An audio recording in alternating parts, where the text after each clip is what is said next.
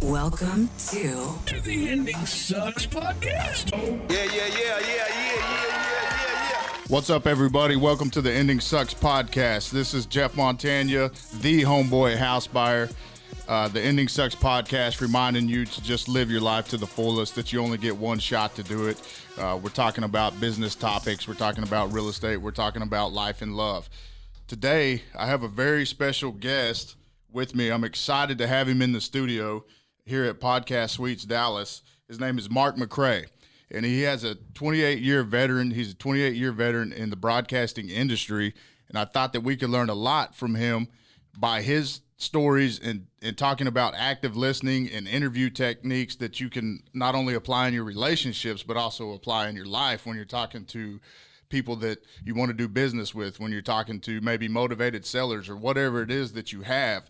But also just being an active listener is so important, and we could all, I think, get better from it. I know I can. I'm looking forward to learning some things from him to make this podcast as good as we can possibly make it. Well, I appreciate you even asking me to be a part of this. So I appreciate that, and I'm more than happy to share any insight that hopefully you and people that view or listen to this podcast will find, informative and useful.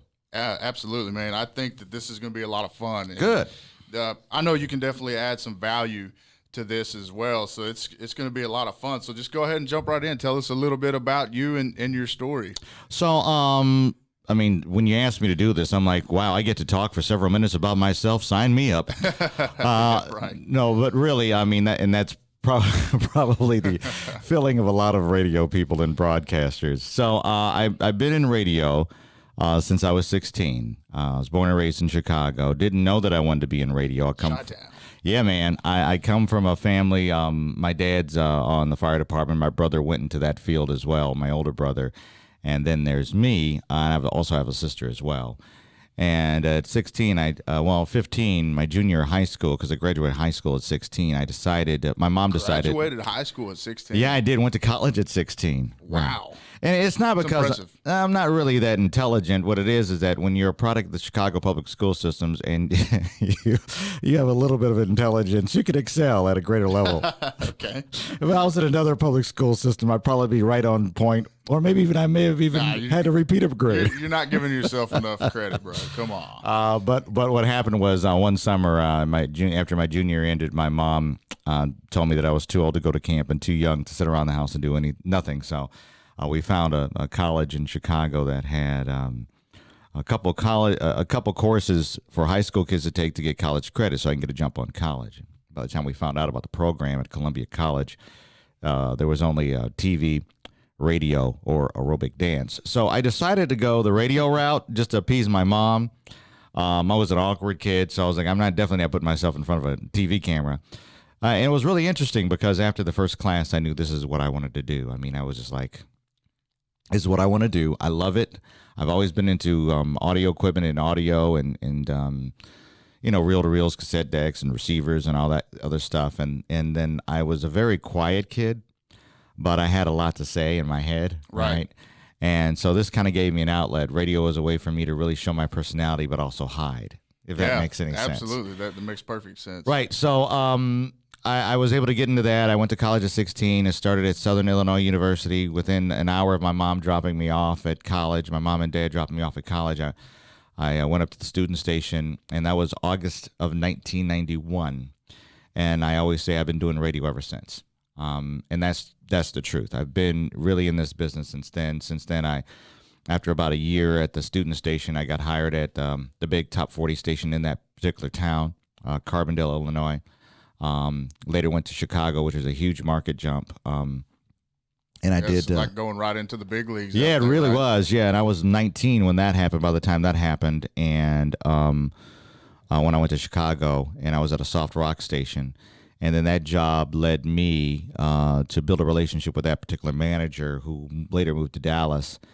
And so I finished my last year of college, and I went to Dallas. Okay. And and started working at the station that he was the program director of. And that was KRLD AM, the news talk station. Okay. Yeah, familiar with them. And then after that, I did Dallas radio, did KRLD, the news talk. I did some hip hop stations here and some urban adult stations here. And then later I went to Austin to do the same thing. Then I was in West Palm Beach for 10 years doing the same thing. Actually, when I was in Austin, I went there to be a manager of a radio station. Continue that management in Florida, and then I've been got called to come back here in Dallas in 2011. Okay. And so I've been here ever since. So that's kind of my career story. I do a lot of voiceover work as well. I voice a couple of radio stations, one here in Dallas, one here in D.C. I've done some national voice work for some clients. I've also done, I've been a Weight Watchers spokesperson. Yeah, tell me a little bit about that. I was looking at that in your bio. So what does that consist of, being a Weight Watchers spokesperson, and how did that come about for you? Okay, so I used to be really fat. I mean, I can say, you was portly. No, you're just big bone. No, I was fat. All right, I was a big dude, and I needed to lose some weight. And what did it for me was, because I love roller coasters. Really? Yeah, I couldn't get on the Harry Potter ride. No. Yeah, man, you need 2 clicks on the safety bar. These poor kids are trying to break my sternum to get me into this ride. And so after that, I just said, you know what? I need to do something. So okay. I decided to lose weight on Weight Watchers. I did it once before and lost some weight. But I was even bigger than that first time I did it. And so this time I really went all in. And I ended up losing probably within 9 months, probably about 80, 90 pounds. Wow. Yeah. Thank you. Appreciate that. Yeah, got to hit the buzzer on that one. Yeah, exactly. Give me some applause. Thank you. And so Weight Watchers was having open auditions for a spokesperson, and I put my bid in to do that. Okay. And they chose me. Nice. Which was really interesting. So I ended up shooting a national Weight Watchers commercial that actually aired in early 2012, late 2011. Okay. During the actually it ran on all the networks. It was weird because I didn't even know. That's what I wanted to ask you, because I was like, have I seen you before? I'll play it for you sometime. So okay, yeah, cool. Yeah. But it was interesting because I was getting calls from so many people like that I hadn't heard from in years, and I didn't even know that I was chosen for the spot because they had about 5 guys go. They had thousands of people audition, and they had 5 guys go, and only 2 of the 5 guys got commercials. And then what I later learned is that me and the other guy that was chosen, they kind of split up our rotation, where I guess mine was playing about 60 to 70% of the time, and his was playing about 30 to 40% of the time. Okay. So mine got a lot of rotation, and it was just really interesting to have that happen, because it was getting played on TNT, TBS, ESPN, Discovery Network. I mean, they had a huge buy. It was at the beginning of the year where people want to lose weight. And I remember it playing during the NFC and AFC playoff games. Oh, okay. Yeah. Nice. That's when I was getting all the calls. That's huge right there, right? You pop up during a Patriots game, your phone starts to ring. So that was kind of fun. So yeah, that's kind of some of the some of the resume clicks that I've had. Okay. Yeah. Great. Yeah, that's awesome. So, man, so you're doing the broadcasting thing. You get into this deal. You're inspired by not being able to ride a roller coaster to actually take action and lose weight. And that's a big mindset shift, right? To go into something, to set yourself up to say, hey, you know what? It's time to take action and do this. So kudos for you on that, man. Thank you. Sure. That's a big accomplishment. And that just seems like it led to a lot of good places for you, just having that one aha moment where, dude, I want to ride the freaking roller coaster here, right? Right, exactly. And it's embarrassing when they tell you, get off, go ride the gift shop. That's what you can fit on. You can fit on the gift shop. Good for you for taking action. So, right. Jumping back into this, I mean, you just have all kinds of accolades here. Best program director in America. That's awesome. Thank you. Proven track records with winning and proven ratings. So I think we got the right guy to talk to. So I want to talk to you a little bit about the interview process and when you're actually practicing active listening, because that's something that I'm really trying to get better at. And that's one of the reasons that I'm here, is to get uncomfortable, because the only place that we can grow is in the unknown, and you have to be uncomfortable to grow, just like in the situation that you just described with the roller coaster, man. That's very true. So let's get into that a little bit about interviewing techniques and active listening, and how do you extract, what you're trying to get from a story or from a person, whether it be an interview, whether it be somebody that you're talking to in business, and that kind of thing. So there's I'll give you some of what I call best practices or stuff that's worked for me in the past. Great. So one thing that I've noticed is that when you start to interview people that have been interviewed several times, so in my case it's celebrities, right? Okay. I've interviewed some, comedians and celebrities, and normally they're doing this because they're there to promote something. Sure. All right. And when they're there to promote something, that's why they are there. They want the time there to promote something, right? Sometimes the audience really does not care about what they have to promote. Right. Just being honest. Yeah, with you, absolutely. Right? Sure. Nobody really cares sometimes about this new album that you have out because we haven't heard any of the tracks from it yet. I mean, it's cool, but or maybe this movie that they may or may not want to see. Usually they want to be get some information about maybe some dirt on that particular person or maybe learn something new about that artist or that celebrity. So what happens is that a lot of people start to ask them questions that they've already been asked in 40 other interviews.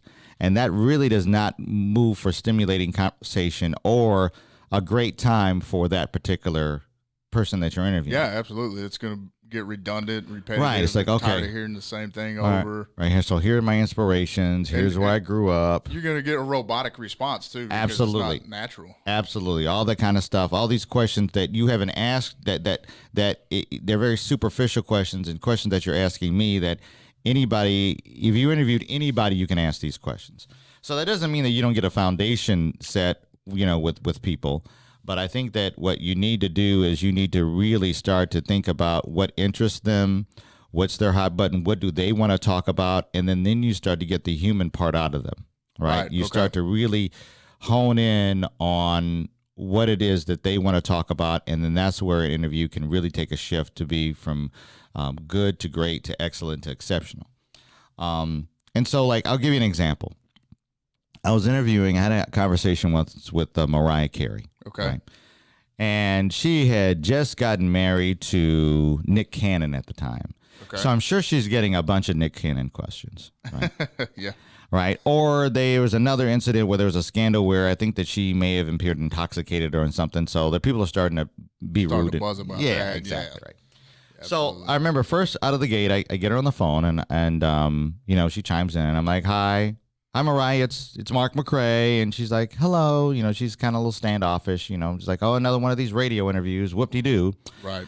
And I just said, "How are you doing?" And she's like, "I'm okay. Hopefully I'm going to have a good interview with you." So pretty much she's telling me don't start with it. Kind of setting the tone. Yeah, don't do it, right? Yeah. So I had noticed that, and I had learned that because I did some research on her, that she's into roller coasters like I am. Oh, wow. So I got her talking about that. Yeah. Let me tell you, I saw a side of her that I've never seen in any interview before because we were talking about stuff that she wanted to talk about. She was excited. She was a human being. It was refreshing. It was really good. Gotta be refreshing. And it was like, oh my God, I'm having a good conversation. And this isn't like the 4,000 questions that I've already been asked, right? This person did their homework. They know something a little bit deeper about me than the other person does. Yeah. You went that extra step to figure that out, to have that conversation. Right. So you do your research. That's the main thing that I'm getting at here. I'm kind of going a long way home, but do your research. Find out what the hot buttons are for the person that you are interviewing. And then really get them to talk about them and make them human, and then also help them. It's your job to help endear them to the audience. They're going to do a good job of doing that, but also, like when you watch a movie, what they do in the first few minutes of that movie is to try to get you to have a relationship with those characters. Sure. So that 20 minutes, a half hour, an hour into the movie, you are a fan of theirs. You are rooting for them. Right. You want them to do well, or maybe you want them to do bad. You're setting the tone up for that. Sure. Right. So that's what you have to do at the beginning of the interview is set that tone with them so that they feel comfortable talking to you and then they can open up.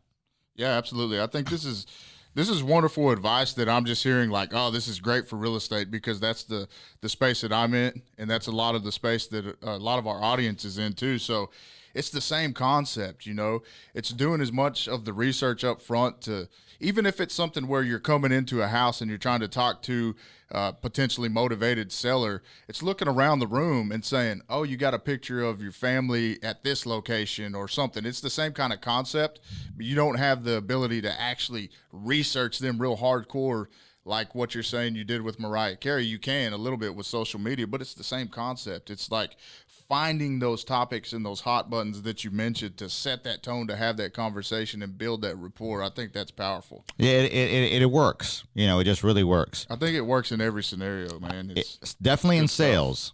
Oh, yeah. Definitely in sales. Get people talking about themselves and what their needs are. And a lot of times, salespeople sometimes go off on what they think you need. It's like, listen first. Yeah, right? Don't. I agree. Yeah, it's not about what I need. I remember I was at a gym membership, and sometimes those gym membership people can be very aggressive. At least they used to be.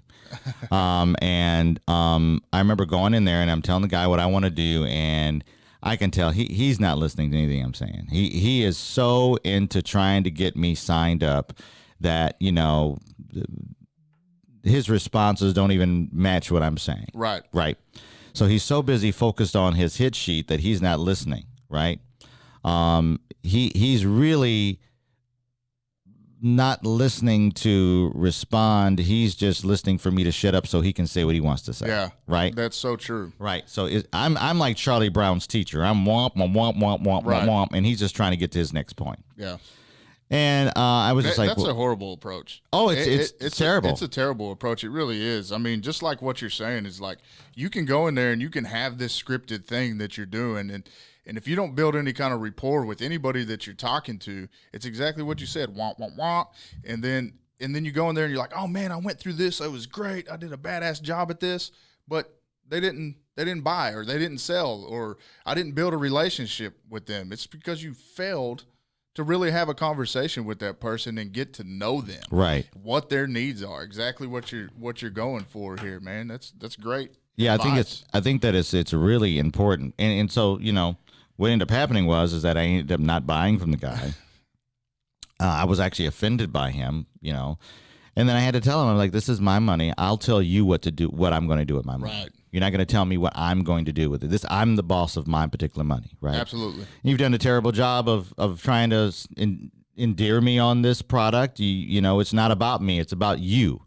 Right. It's about a certain you. person that is receptive to that kind of hard close or that kind of hard sell, and I mean it doesn't do anybody any good to have that. I don't think so. No.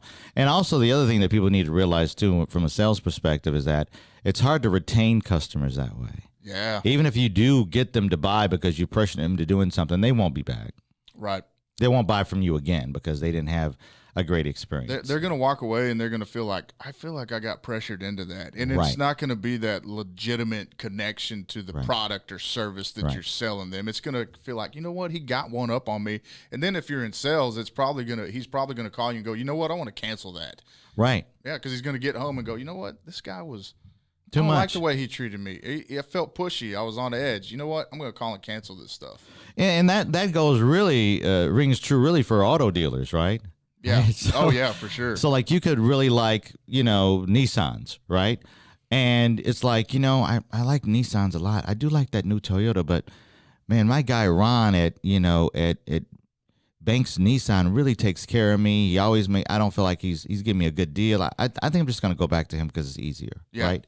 It's a better experience. So you'd be surprised what people will come back to, because they've had a good experience or they feel like they've built a relationship with that particular person.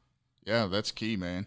That is so critical. So I was looking at your bio sheet, man, and you just have so many challenges that it looks like that you've had to overcome in your lifetime. A lot of adversity that you've overcome. It looks like you have a very unique story, I think, that's pretty powerful. I'd like to dig into that a little bit. You kind of touched on it a little bit with the roller coaster story that inspired you to take action and lose weight, which led to basically a sponsorship more or less with Weight Watchers. So that's so huge. But then you had something else that occurred in your life. Can you talk about that a little bit? And I think these kind of stories really help inspire others and motivate others and relate you as a person. A lot of people can relate to these type of stories. I assume you're talking about my brain tumor. Yes, sir. So in 2013, and I was at the healthiest point in my life. I had lost all that weight. And I was doing really, really well. And I had just taken this job in Dallas. I was happy to move back to Dallas. I always wanted to come back to Dallas. My son was living here. He'd always been living here. When I lived here in the 90s, I had a son. Okay. So when I lived in Austin, I would drive up here every weekend. And when I was in Florida, I would fly up probably about once a month or every month and a half to see him. So I never really left Dallas in that sense. Right. Okay. So when the job, How old is your son, by the way? right now he's 22 and he's Okay, in the cool. Navy. Oh, wow. Nice. And so I was coming up here to see him, and so the job opportunity came in Dallas, and I jumped at it. And he was about 13 at the time. So it was an opportunity for me not to have to travel, every month and a half to see him, right? It was an opportunity for me to live here. And so I took the job. So now I'm living in Dallas. I'm healthy. I'm around my kid. Life's good. And then in the beginning of 2013, I started to get like these dizzy spells. Okay. Especially when I turned my head sharply. There was also a little bit of numbness in my face on one side, faint numbness. And so I had thought maybe because for hereditary issues, I thought that maybe my blood pressure was high, which was another reason why I wanted to lose the weight, so I didn't have to get no blood pressure pills. Sure. My blood pressure has always been something I struggled with. And so I noticed that my blood pressure did get better when I lost the weight, but it didn't fix it entirely. So now I'm like getting dizzy. I'm like, well, let me go ahead and see if this is out of what it is. And they're like, well, I mean, your blood pressure is higher than it should be, but I don't know if it should be giving you headaches, but we're going to go ahead and put you on blood pressure medication anyway. Of course, I mean, pharmaceuticals, get you on these meds. We want to sell you these. So I went ahead and I did that, and then in a couple other weeks went by, and it just didn't fix it. Didn't fix it. So I said, well, balance and dizziness usually is an inner ear thing. Right. Yeah.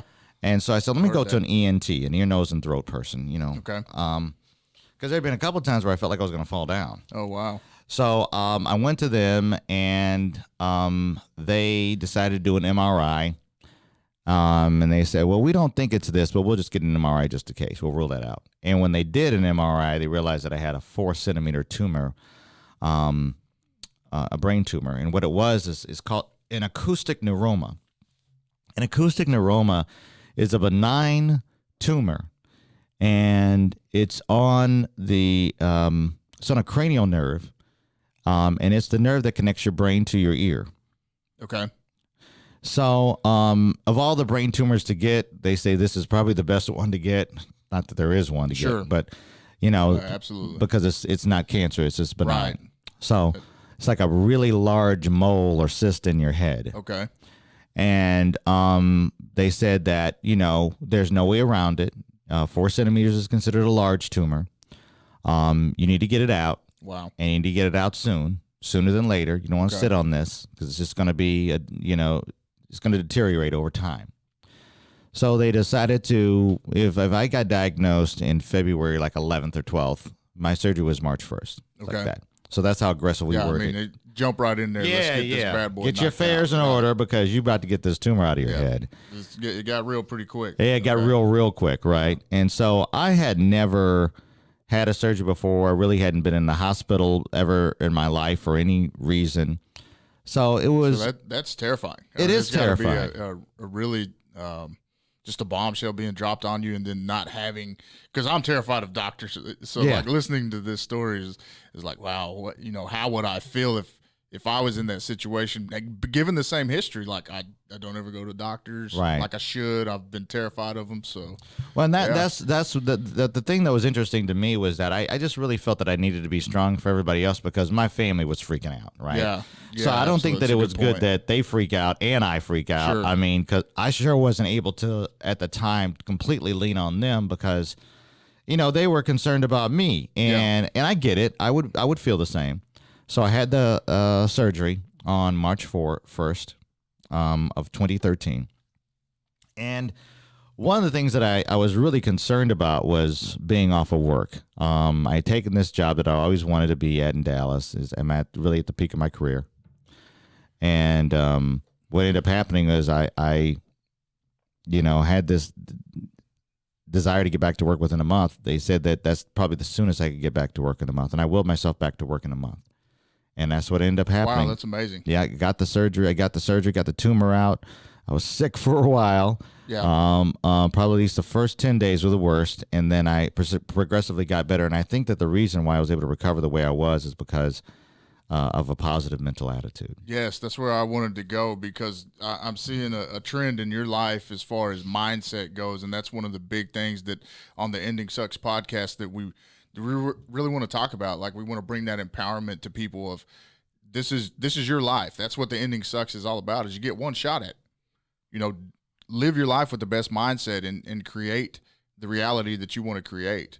And that's kind of what it's about. So I'm hearing this reoccurring theme with you about from the mindset of the weight loss and now dealing with this and then how you're approaching it. It's a strong, strong mindset. And it takes some things to get there, I think, to get that and develop that mindset. And you have some things that like triggered that, or, the way that you think about things and the way that you approach a situation is just incredible. It's incredible. And I know that that's a struggle for some people. It is a struggle. It's a struggle, I think, for a lot of people. Right. I know that not everybody is built that way. Sure. And to tell people that they should be this way is also not fair. That's true. Right. That is exactly true. But I do think that you do have the ability to do that, but it even if it's not in you, you can try to get to a point where you can get better at it. Absolutely. Because, you really can't listen. What we're in charge of and can control is small. Right. Like people think they can control. No, you can manipulate, perhaps, but you can't control 90, even probably more % of the stuff that happens. Absolutely. I agree with that. Yeah. So all you can control is how you react to it. That's it. That's it. Your actions, your reactions, your emotions. That's what you're in control of. That's exactly right. So, when people need to be mindful of that and realize that and surrender to that, I think they'd be in a better place. I love that. That's such a positive outlook. Surrender to that, man. That's great. We're coming up on 30 minutes, man. I want to give you an opportunity. I think this has just been action packed. I don't even want to stop. I feel like we should keep going. So I was like, man, maybe we just let it roll. That's all up to you, man. We're trying to keep them to 30 minutes. I don't know. Maybe we decide to stretch them out longer. But as I'm in here learning, those are questions that I have for you. Like, should I be pressuring on the time? Should I be worried about this or that? That kind of thing. So I love having you right here to go through that process. But I want to give you a chance to talk about what you're doing now. So you've had this career in broadcasting. I still do. You still do. Mm-hmm. You've overcome all this adversity in your life. Now you're getting into entrepreneurship and starting a business. And tell me a little bit about that. Is that your first entrepreneurial endeavor, and what are you doing now? No, I'm the owner of several failed businesses. Hey, fail forward. That's what you do, man. Right, you exactly. Fail forward. A lot of them have been businesses that I think that were I thought there was a need for them at the time, or there may have been great ideas, but monetizing them wasn't really, probably the best thing to do, or I think also that I didn't have the time to dedicate to those businesses, which was one of the other reasons why they didn't do well. But this is really in my wheelhouse, and it's going great, right? I do a podcasting business, which is where we are now, Podcast Suites in Dallas. And it gives people the opportunity that want to start a podcast to use our studios. It's something that I'm really passionate about as well as broadcasting. And it gives people a professional setting and atmosphere to come in here and use our equipment. And whether they've done podcasts before, an experienced podcast, or if they've never done it before, you can use our studios. And some people are using their home, and that's cool. But if you want to grow it and bring guests by, or have better sound quality, because the other thing too about audio, it's very tricky. They go and buy this equipment, and then there's a hum in the microphone, and they can't get the hum out, or it sounds like they're doing their podcast from a tiled room. Yeah, exactly. Yeah. So you nailed it for me, because that was one of the things. I do have a little experience with audio, and I just hate jacking with it. Like, I don't want to be hooking stuff up. I don't want to be the technical guy. I want to go and hit a button and record. Right. That's me. Right, because hooking stuff up means sometimes you got to unhook it as well, right? Yeah, you got to move it around. Especially if it's in your living room or, someplace like that. So we just offer a safe place to do that and a fun place to do that. And our prices are reasonable. And we're a brand new business. But I tell you, there's been a lot of interest, and we're really the only one of its kind in the Dallas-Fort Worth area. Yeah, right. There's other studios that I think let people do podcasts in, but they're usually studios that they've repurposed, like they do music in there, they do songs in there. There's songs in there, music in there, commercials in there. And you can use our microphones and our board to do a podcast, but we are strictly for the podcast. And then having that broadcasting background. I mean, this is just natural progression, and you have a wonderful place here, a wonderful facility. Thank you. Being able to come in here and see you, and you're passionate about what you're doing, I think this is the place to come do it. And I've enjoyed my time with you, and I've enjoyed this interview as well, Me man. too. It's been awesome. You've done a really, really good job, too. You've asked the right questions. You listened to responses. You may have had a list of questions to go, but sometimes you don't go by those list of questions. You kind of go with where the interview is going. Yeah, that's it. And I didn't have a list of questions, but I Good. do have one now. And so Yes. we're going to call this the real estate IQ Let's do it. rapid fire. So Okay. that's what we're doing. So that's I'm ready. so what is your favorite travel destination? I need to go overseas, but right now I would probably say Canada. I've been to Canada several times. Okay, really, Canada. And yeah, I like going. I've been to Toronto, Montreal, Ottawa, and Vancouver. Is it and the scenery or is it the it's people, the scenery. combination of the two? It's both. Okay, cool. both. Who was your favorite person to interview? Comedians are typically my favorite people to Okay. interview. I really like Tracy Morgan. Really? Yeah, he's really funny. Mike Epps is great. Kevin Hart has been great. Tracy Morgan. Yeah, so normally probably comedians are really a lot of fun. Okay, yeah. Because I imagine they can get pretty carried away. Yeah. That would be pretty fun. Man. Yeah. So if you could describe the broadcasting process or profession in one word, what would it be? For me, passion. I'm just so passionate about broadcasting and being able to connect with people. Okay, so here's a really important question, okay, that I'm going to ask you. Dallas Cowboys or Chicago Bears? I'm a Bears fan. I know. I set you up for that Yeah, one, you man. did, I was like, I should have said something else. I should have said like, no Washington Redskins. No, I just thought about it on the way in. I'm like, he's from Chicago. I'm going to see if he'll load the buzzer up. So, sorry about that, man. No, That it's was all fun, good. though. I love it. Hey, you did get an applause, though, I earlier, did, right? So I right. got to use Evens them. it out. I didn't think I would even use them today. I just, we'll try it. They'll be there if we use them. We Absolutely. use them. So, Absolutely. what is the best way to overcome adversity? Positive mindset. It's all about perspective. Thinking about how even though the situation that you're in may not be positive, it could be a whole lot worse. I love it. Yeah. I love it, man. Mark, tell people how to get a hold of you. I appreciate your time, man. Sure. It's been wonderful. Yeah, you can reach us at Podcast Suites at 972-292-8599. 972-292-8599. Also, our website is podcastsuites.com, and you can kind of see our facility and what we have to offer. And then my personal website is Mark McCray Media for voiceover work and for coaching tips on broadcasting and such and such. You guys be sure and drop by and check him out, and then we'll also post the social pages whenever we get these things up and posted, man. So Awesome. Thanks for dropping by and sticking with us on The Ending Sucks. Everybody, I hope you got some value out of it. I think this was a great interview. I had a great time with Mark. Thank you. And I'm looking forward to putting this one out. So thanks for listening. Hope you like and share us, and y'all take care. Thank you for listening to the Ending Sucks podcast. We appreciate you lending us your ears. If you feel like you got some value out of this episode, please put somebody on it by liking, sharing, and engaging on social media. We love our listeners and hope that you'll grow right along with us. Always remember to pay it forward. Make friends. Make a difference. The end.